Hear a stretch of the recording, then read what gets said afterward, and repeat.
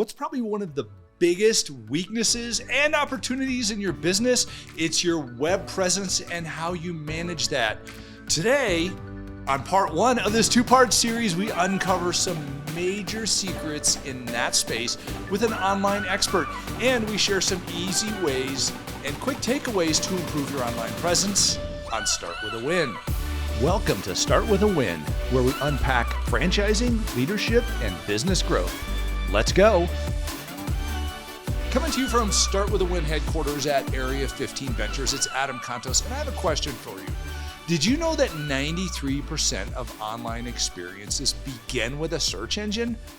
Or that 75% of consumers say they will not visit a website again if it takes more than 3 seconds to load? How long does your website take to load? Or that 85% of consumers say they read online reviews before making a purchase decision. Let's face it, improving online presence can help businesses attract more customers, increase sales, and build a stronger brand. We dig deep into how to make the most of these topics today with Tony Adams. Tony is the Chief of Staff for Area 15 Ventures, a private investment group that acquires and grows companies. Full disclosure, I'm a partner in Area 15 Ventures, and I work directly with Tony. Tony has an Executive MBA from the Daniels College of Business at the University of Denver, where he got perfect grades. I would know. He was my study partner there. He's a really smart guy. Tony's grown many businesses, finding great traction by combining a strategically designed online presence, great product and service, and incredible customer experience. He's worked in both small shops and large public companies to create major results. Tony is also an Army veteran. Tony, thanks for your service. Welcome to Start With A Win. Hey, thanks for having me. Hey, tell us a little bit about yourself. How did you get into helping companies with their web presence and improving this whole online experience and speed and communication and outcomes? Yeah, I think it really, if I look back in my history, early 2000s, I was in the mortgage industry, and this is pre-YouTube. So I actually used to make online explainer videos on how to get a mortgage, different mortgage terms, things like that, and would post them on the website. Now, looking back at some of those videos that I still have, they're horrible. But, comparatively in the day, they were exceptional, because no one was doing it. No one had a platform really to put this stuff out. And so, I realized that once I later on in my career was not in mortgages, realized that, having a good online presence and really creating a lot of value online for consumers really, kind of set benchmarks that, really helped you exceed your peers. Wow. And just to sidetrack a little bit, you brought up YouTube videos, and I know we're going to dig into social media during this episode of Start With A Win, but I was actually doing some research during the preparation for this podcast, and it was interesting. People, listen up here. YouTube is the number one thing searched for on Google. Yeah. I mean, it's like it is the number 2 search engine, I think. Yeah, it really is. And a lot of people aren't using that capability. It has dynamic content because videos constantly roll. And it's the only place on the internet where your content can be 5 years, 10 years old and still be served up as the number one thing out there. Absolutely. So incredible. Thanks for bringing up YouTube. Everybody listen up here. We have a lot more tips and tricks going on. So Tony, a lot of our listeners are in small business. How does improving your online presence really help a small business? Well, I really look at a website as being your 24/7, 365 employee that never stops working for you. And so you want to support that employee with everything that you got, basically, because they're never going to stop working for you. And so being able to be optimized for search, usability, just making great content that people want to stay on your website and consume, all of these are factors that contribute to really your online success, and really not just your online success, but your business success. So many people want to review a website, even warm referrals. I mean, I look at the stories of, restaurants, for example, And, if you get referred a restaurant by a good friend, what's the first thing you do? Look them up online. Look them up online. You look to see how they're doing in their reviews. Maybe you look at their website to check out the menu. And then you make the decision if you're going to actually go. So, even these warm referrals that we get from friends and family and, coworkers, they're all validated by your online presence. Okay. So you said look them up online. I agree with you. Look them up online. What does look them up online typically mean statistically? How do people look things up online? Yeah, people, look at a number of different channels. Google is definitely a big inlet, and maximizing your Google presence, your Google business listing, your reviews, that kind of thing. People will look on Yelp. People will look on Instagram, depending upon your business type, Facebook, even potentially Pinterest. But your website is, kind of that place where all of those channels should be leading people to. Awesome. And we have a lot of listeners who are like, I have relationships with my customers, so I don't need to worry about this. Is that a true statement? Or even if you have relationships with your customers, should you be worried about your online presence, and why? Well, exactly that. I mean, it kind of goes back to what I was saying about, the friend that refers you a restaurant, Right. In real estate, you always hear, I get all my clients by word of mouth. Well, yes. And, in that person's mind, the customer journey might look like referral from friend, pick up the telephone and call you. And really, that's not true. It's referral from friend, and then this big obscure journey online, finding every little tidbit of information they can about you, validating you, even looking at the clothes you're wearing in your profile photo. There's so many, complex data points in that decision before they finally pick up the phone, but it's all online. That's fascinating, because it used to be somebody, when you'd said, hey, I need a mortgage guy, and you go, hey, use Tony. Okay, send me his phone number. But now you don't send me his phone number, you send me his website. Yeah. Or you just send me his name, or, a link to his website or something like that. Or LinkedIn profile, right? Yeah. Totally. Yeah. So everything goes back to online. Let's switch channels here briefly before we dig into these kind of 5 or 6 key aspects that you pointed out to me that people should be working on. And by the way, this podcast, this episode, and I think we're probably going to extend over into a second episode here, make this a 2-part. There are a lot of bits, a lot of tools in here and tips that Tony's going to be sharing that have cost a lot of companies a lot of money to get from Tony, as well as a lot of trial and error on your part. And people are paying consultants for this. So pay attention, take notes. There's a lot of gold in this. But Tony, I wanted to ask you, what's the biggest mistake that businesses make when it comes to their online presence? Biggest mistake, boy. I think honestly, it starts out with, one of the biggest opportunities businesses have to improve their online presence. And that is fundamentally just submitting your website to Google. Oh, wow. It sounds really simple and, kind of, very low level, tip, right? But it's crazy how often I see this mistake made. Even from big creative agencies that say, hey, Tony, we need a little bit of help optimizing this website, this kind of thing. Once I start digging in and I realize that, wow, this hasn't even been submitted to Google yet, and you've been running the website for 2 years. And really, there is a way and a method to do that. It's called Google Search Console. So if you literally Google the words Google Search Console, there's a whole dashboard where you go in and you submit your website address and you submit some different characteristics of your website to Google so that Google can often and frequently rescan it, re-optimize it, re-index things, and it actually helps you to rank on Google. So it's like telling Google that, like, hey, I've got a website here. Oh, and by the way, this is the table of contents to that website so that you can better understand what I'm trying to put out onto the internet.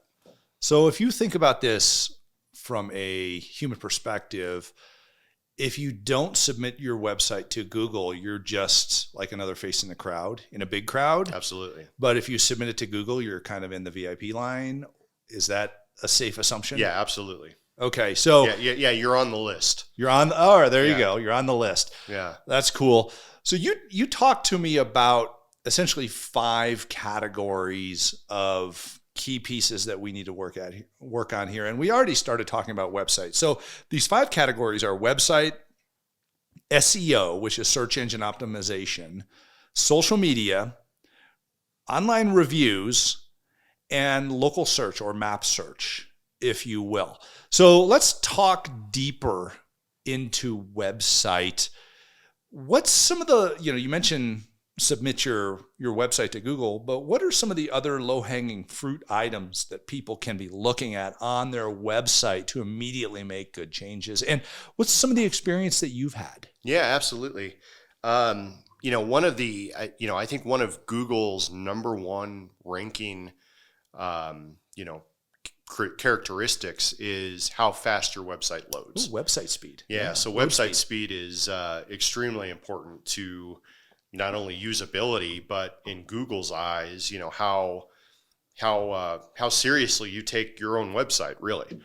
A common flaw that I see and, have to encourage businesses and business owners to optimize on their website. One is just their image quality and image size. So often, we've got all these great cameras today, right? Like, right. On your, even the new iPhone. 48 megapixels on your iPhone. It's crazy. And the image size is enormous. And so if you just take photos off your iPhone and throw them on your website may never load. Think about that for a second. It actually takes a little bit of work and a little bit of energy to do some of these optimizations. They're not hard. You just resize a photo to where and how you're using it. Think about we had a website here in the office recently that was using little thumbnail images and was, literally using, the image size from the big giant Canon camera, right? Oh, wow. And so size of the image, even the image format. I'll introduce a format that, a lot of people aren't familiar with, but it's compatible all the way across the internet. Like you've heard of JPEG, yeah. You've heard of PNG, yeah. But have you heard of WebP? No. So WebP is actually an image type. It was designed by Google, and it is far more efficient than a JPEG, but it's also as flexible as a PNG, where you can get those cool transparent backgrounds. Right. But if you convert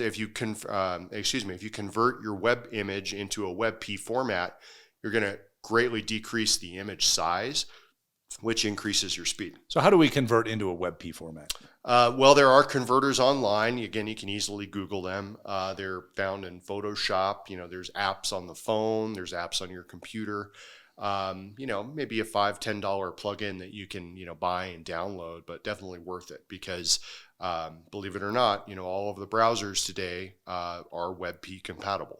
Interesting. And we generally are amateur web developers. You go to Wix or Squarespace, or maybe your company has a template or something like that you can use in order to develop around their brand specifications. But ultimately, I remember building certain websites, and you're right. It always says recommended size on the image, Mm-hmm. but I always just load an image in there. Yeah. How do we test the speed of our website to find out if this is causing a problem? Yeah, well, there's lots of different online tools. Google has one in particular, Page Speed Insights. Again, Google that, and it will take you right there.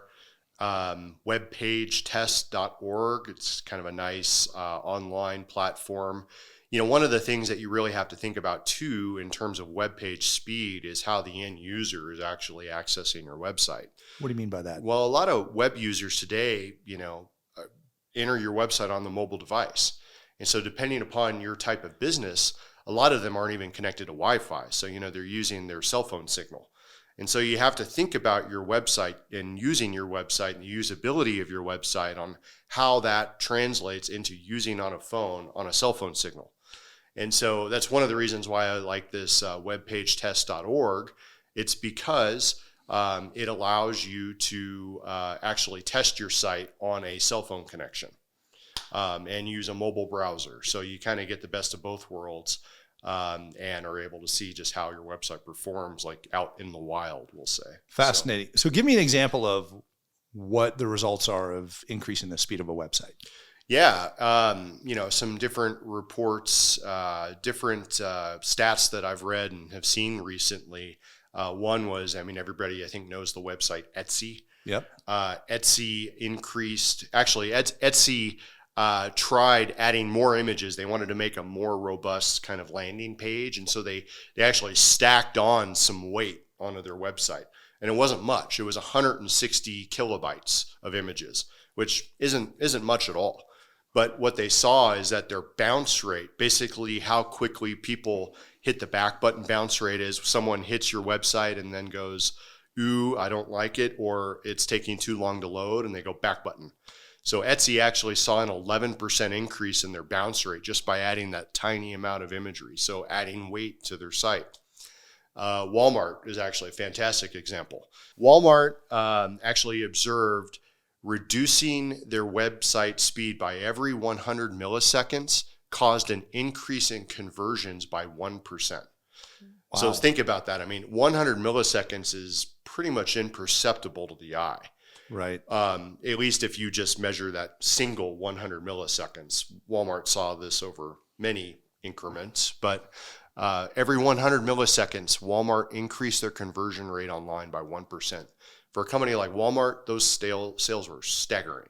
Right. So when you think about a small business, I know you've done some speed work on some of our websites. You've seen massive percentages of increase of online ordering in the QSR, the quick service restaurant space, as a result of doing that. Give us an example of results that you've seen with that. Oh, sure. So we internally here, we had a website that, just needed a huge amount of optimization. And so, we were able to speed the thing up. I think the percentage was like 3,400% increase in speed. Wow. Like insane amount of speed. And so, we literally split the bounce rate in half. We saw conversion rates, click-through rates, et cetera, double. This is just some basic level optimization, honestly. Doing the things to the images, making sure we're using appropriate images, image size, image formatting, good hosting. That's another, I think, important place that you can invest a little bit of money in. I had a client a few years back that owned a law firm and drove a really nice car and had multiple locations. And one of our first meetings about the website was he was bragging about how his website hosting only cost him $10 a month. And I was like, well, that's costing you actually a lot more than, $10 a month because of how crappy it is. So, investing in good hosting that's fast and robust, that's an easy upgrade. So with respect, let's put a bow on this website thing. Quick action items that somebody can take, things they can look at and improvements they can make in order to see relatively quick results on their website. Mm-hmm. And by the way, listeners, I don't care if you are the CEO of a public company, a huge company, or you're a solopreneur hanging your own website up. This is important because a significant amount of your customers comes from your website, and Google's desire to send people there because of your load speed and really how your website's constructed. Tony mentioned mobile. So, we've always heard the term mobile first because so many websites are being looked at on mobile. But ultimately, most website templates are compatible between mobile and a desktop or a laptop or something like that.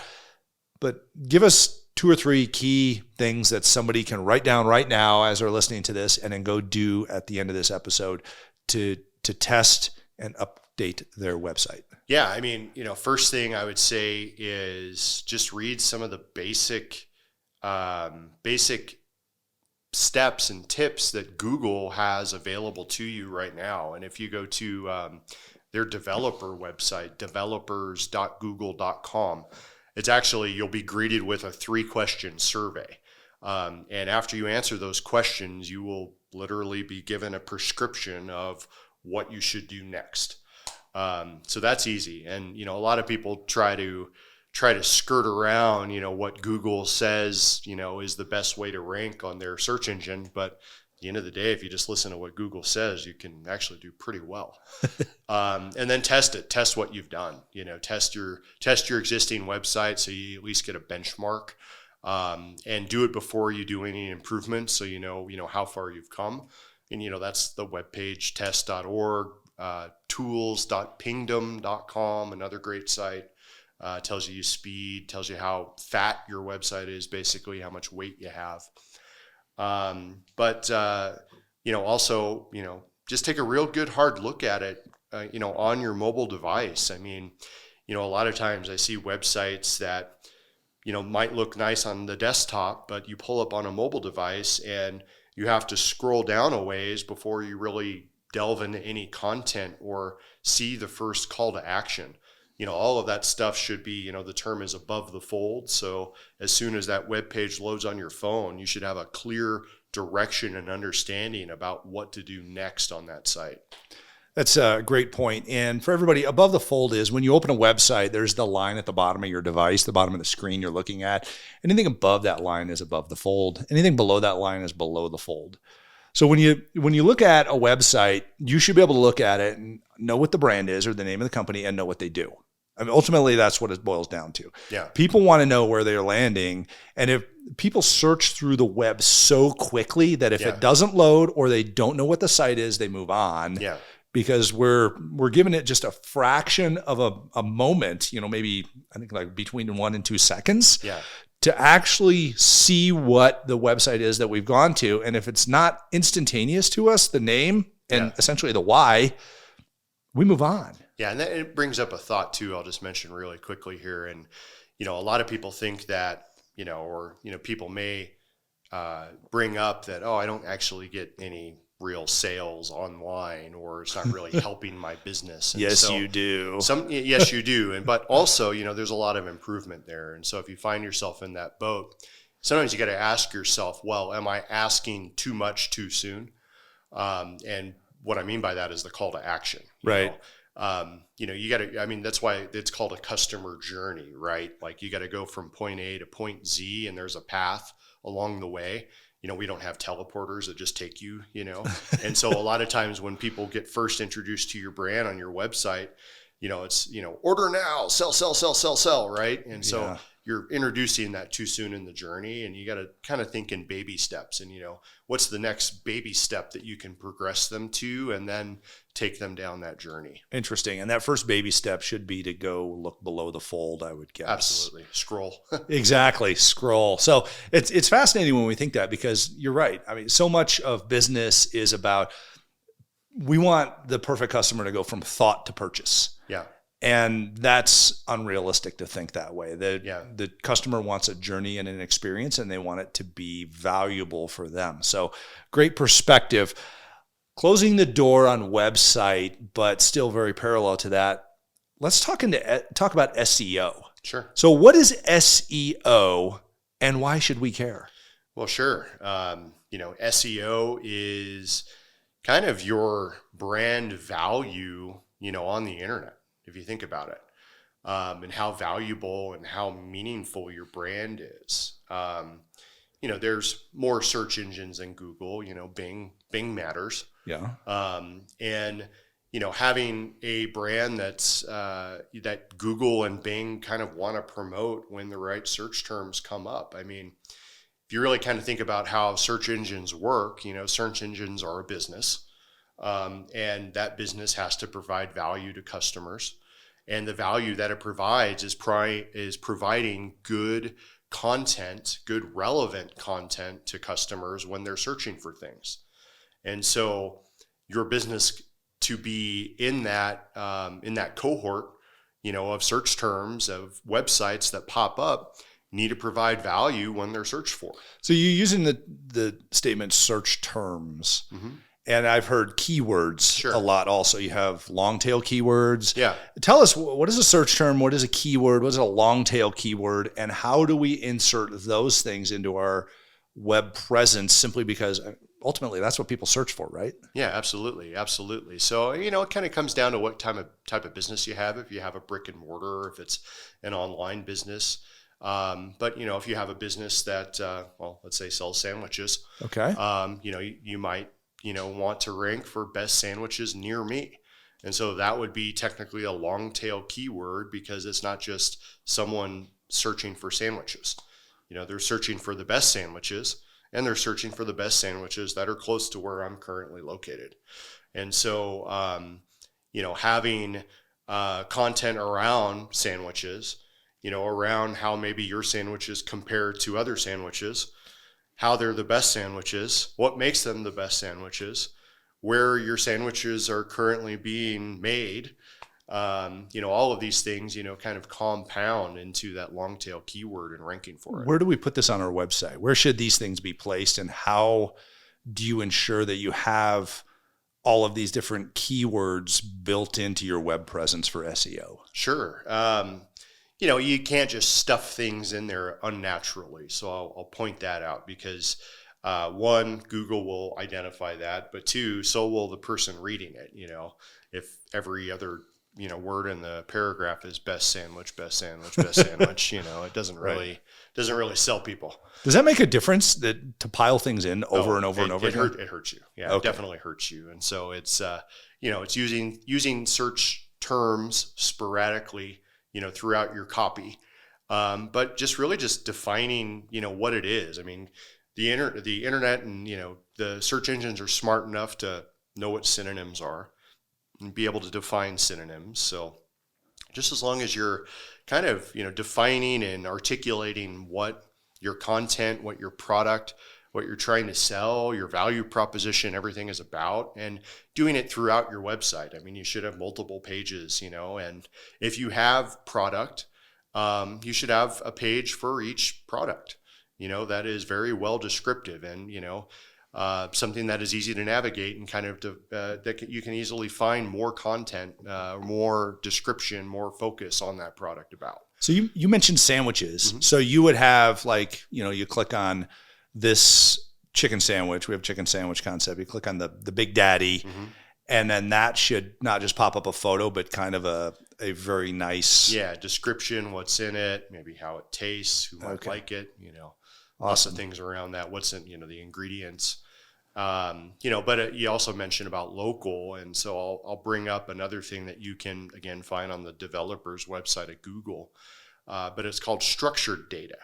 So structured data is essentially like the cliff notes of your website, put in a format that Google can easily scan and understand.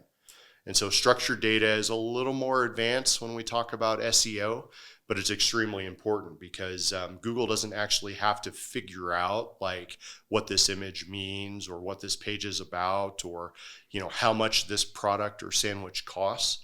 You can outline it in a structure that Google can go in, scan, get all that information very quickly, and help Google to reproduce it online.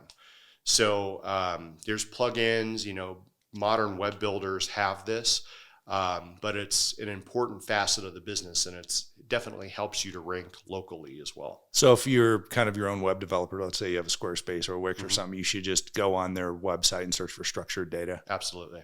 Cool. Okay. Now, two other aspects of search engine optimization that I want to cover are dynamic content, mm-hmm. or, obviously current relevant information that continues to show up, either video or written, as well as backlinking. So what are those two things? We hear about those. What are they, and what should we do in order to ensure that we have those? Are they important? Yeah, I think, they're very important. Again, another ranking metric that Google bases how well they're going to rank you off of is bounce rate. So bounce rate is defined by if someone stays on your website for 10 seconds or more. So you've got to capture someone's attention for 10 seconds on one page. Wow. Or they navigate to a second page on your website. So, they actually take the leap and start investigating themselves. So as long as they're there 10 seconds or make it to another page on the site, you're not considered a bounce. And if they don't, you're considered a bounce. And so video is a great way to help not be a bounce, because it captures people's attention. And it, is a very nice way to articulate your value prop, or, whatever it is that you're trying to describe or sell, or, just expound on. I mean, it's really a great medium to really capture visitors and capture attention. Awesome. Backlinks, backlinks are still relevant. They're maybe not in the capacity that Google used them 15 years ago. Google used to just, kind of count up how many backlinks you had on the internet and go, well, you're very relevant or you're not. What's a backlink, by the way? A backlink is just a link to your website on someone else's website, basically. So like if you wrote an article and you put your website address on that, sent the article off to Inc. magazine or the local newspaper, whatever, and they posted that article with your website, that creates a backlink for you? Correct. Okay. Correct. Now, it still does tell Google what your website is about, third-party or outside articles that go to a page that's even more in-depth on your website, that kind of helps to kind of close that gap on subject matter. But, at the end of the day, anything that can get people to your website is a good thing.